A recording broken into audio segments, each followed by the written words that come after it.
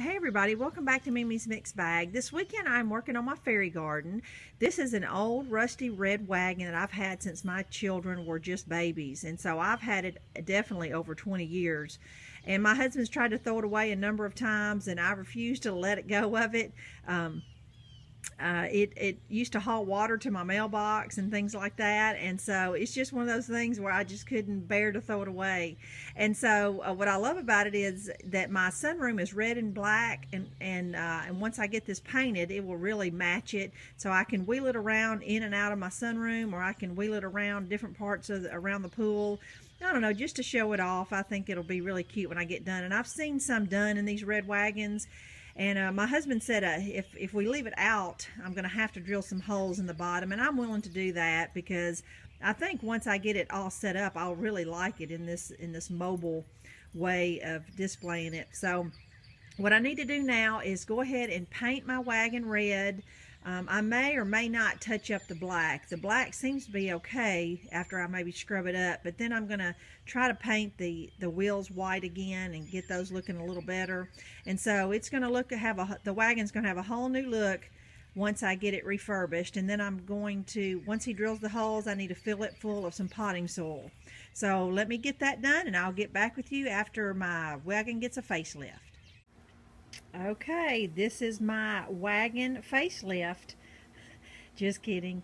The reason why I decided to go ahead and include that previous minute of footage was to tell you that we seriously were going to paint this and redo the wagon, but after we scrubbed it up with some steel wool and stuff, we just got to looking at it and just said, you know, this is going to be a fairy garden, and you know, there's a lot of times there's kind of rusty things and vintage looking things in people's gardens, and so we decided just to leave the wagon as is.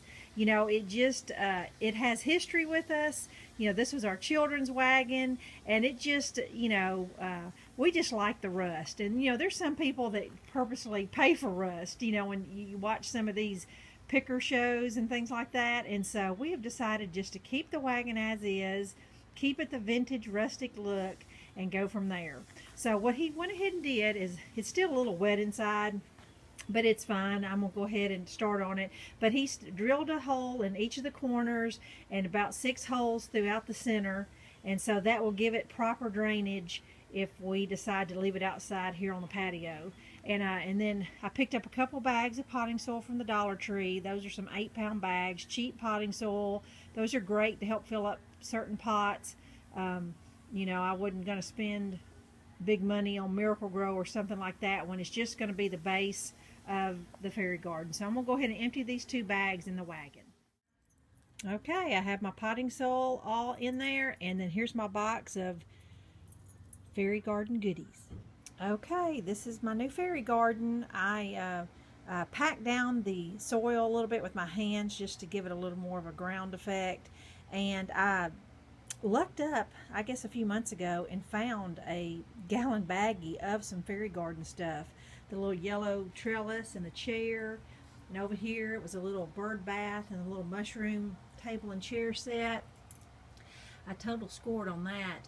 And I've had a fairy garden before, and the little wooden fence I bought at Hobby Lobby in the miniature doll section, and these little houses were just some little bird houses at thrift store things. And also some of these little trees I had found like an after Christmas clearance, you know, of Christmas Village things. And so that's also an idea if you find like a little park light, or you know, something like that, or park benches, just all kinds of little Christmas Village miniatures.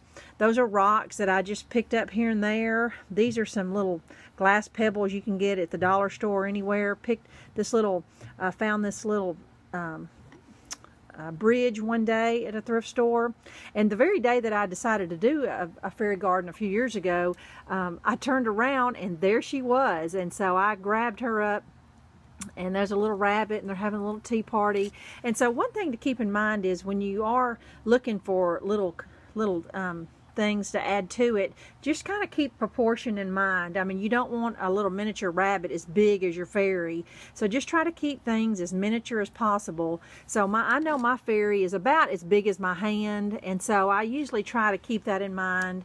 And so, you know, I had a fairy garden a couple years ago, and we took in a dog one summer, and she just totally chewed up about a third of the fairy garden stuff I had. And so this is actually what I had left, and I've just been meaning to start me another one, and so now the time has come. And so just want to give you an idea of some things that I'm starting with. And so every time I go in a thrift store, I always look for the little miniatures. I mean, most of this little stuff is 99 cents or less. And so it doesn't take much to fill up a little area. You know, I had mine actually in the top of a big concrete pot, and it turned out, and it was really cute too. But I really like this wagon, this long rectangle, and so I'm just going to add to it. And as it gets more settled in, and you know, some people do add real plants to theirs, but I probably won't. I like just finding the little miniature trees and whatnot, and so I'm just going to build my little fairy garden back up.